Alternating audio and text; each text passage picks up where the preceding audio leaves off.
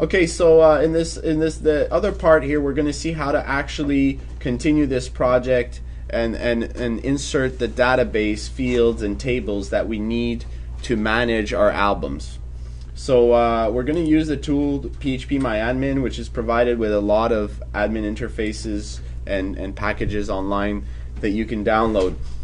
I've already went ahead and created a database. So now all I need to do now is create the table to store all of the data that I'm going to collect. So this is going to be a table of albums, and I just put a random number here to get started. And if you need any more fields, you can just add them as you go. It's a good way to do that. So usually when you create a database, one of the real important part is you want to be able to reference each record on their own. Okay, so if you name an album a certain name, well, it may be unique, but often it's not good enough to really reference that album, especially if you're going to do something as drastic as deleting the albums that have that name. You maybe think that there's only one with that name, but often artists release albums with the same name, so you do want to have something more safe. So what you do in that case is for every entity, like an entity is an album, it's one of the things that you store. So you're going to want to create an ID for it, which is like a key, a number that should be unique to that row.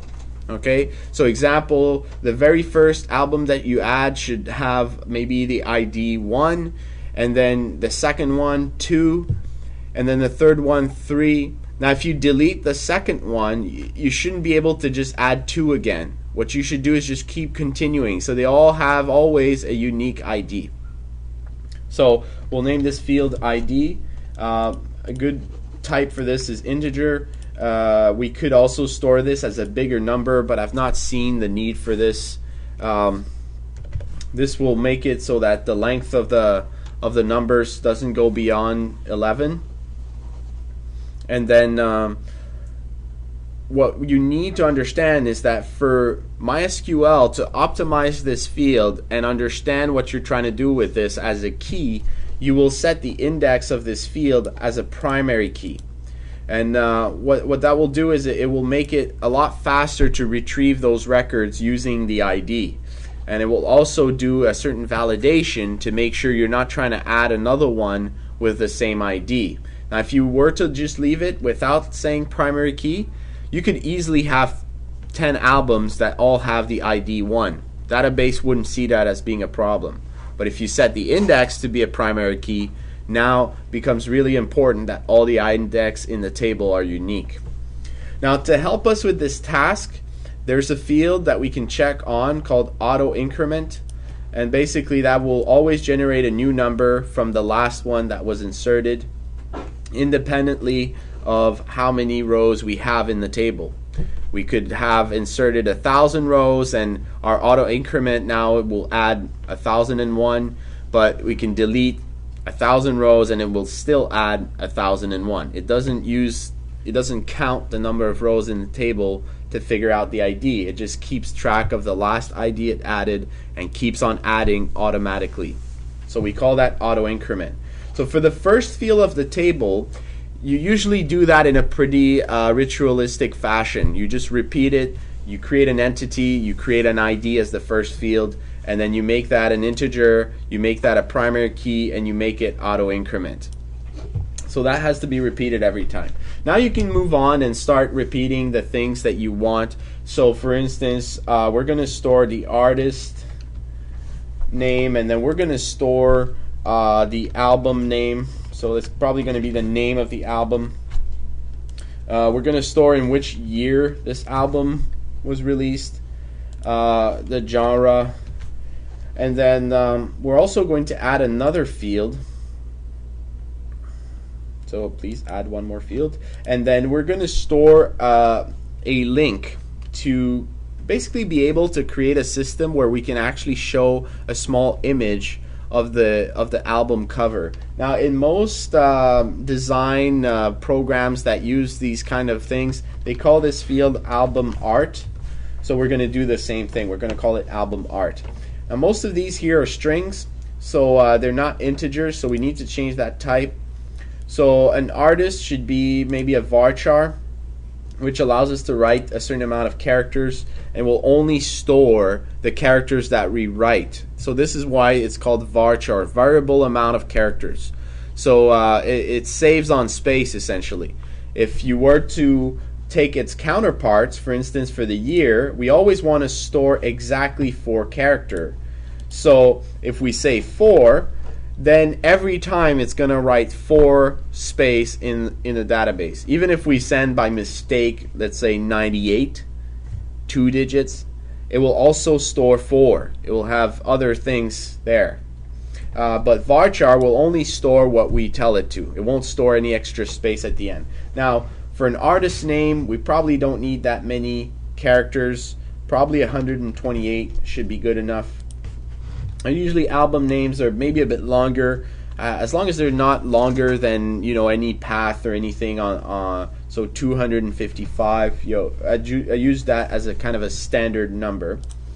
The genre, again, that's a pretty short thing. We don't need that much. Probably even 64 could do it. We don't need that, but I always rather be on the safe side. And then this needs to be pretty big, so definitely 255 characters. Now we also need to change this to a varchar, and this to a varchar. Now I thought we had added something else last time, but I guess this will work. Okay, so now this is a pretty public thing. There's nothing safe about, there's nothing secure about this information, nothing sensitive that needs protection. So, excuse me? The name is still an integer. Okay, thanks. So basically we'll change that to varchar as well.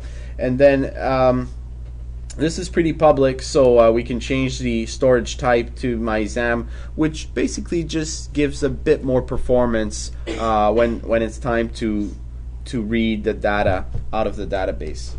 So I guess we're pretty set with that. So we're just gonna go and create that now. Save. So now we have our table here. We can click on it, and then this actually wants to show us that we have no records. Basically what I'm going to do is just test it, make sure we can add at least one. So I'm going to add okay, album name,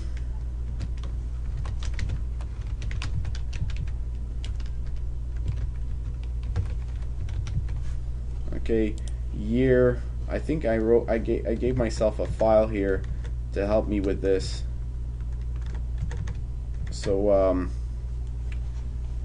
2010 electronic music, so 2010, and then I copied also a link to the actual album cover that I'm going to add here. Now it seems like it has a weird space in it. Okay, so it shouldn't have this extra space.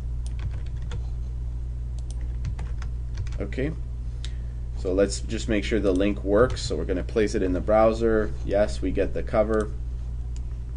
So we're good with that. Let's just say go, and then let's just browse, and then we can see that everything has been added successfully to our database. Okay, so this is pretty easy to do. There wasn't anything really too hard behind this, but it's actually very interesting because it's the understanding of the things that you need to store, okay, and how you're supposed to store them. So you want to try to avoid empty columns as much as possible. You want to look at the kind of information that you store in your database. For instance, I looked at this and I said I was going to store the artist name, I was going to store which year the album was produced. So you always look at the kind of information you're interested in storing. And then example, if the information is of different types, it's pretty easy when everything you're storing is an album, but it's not always the case. So what you do is you do a bit of work to try to find a common denominator, something that you can use to name the column that would represent the information that is stored. Okay, so all the genres, all the names, all the artists, they're all stored in this column. If it's possible to have a database where you can't possibly fill every field. For example, like a good example of that is, I'm sure if you look in your phone, there's many information about certain people that you meet that you don't have. I mean, most of the time I try to fill up first name, last name, phone number. But if you look at my phone, I'm sure some of them have email addresses, and maybe some of them have even a second phone number. And I also have just people like this where I have only a first name, so that's it, and a phone number. So I usually take a little note. So you see now, you could have a field for notes, but most of them don't have one, and then some of them have a little note.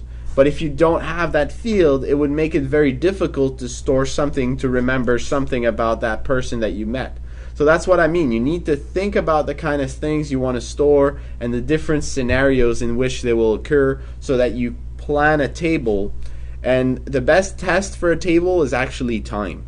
Because a really good table, one that was planned well, most of the time doesn't necessarily need to be added columns.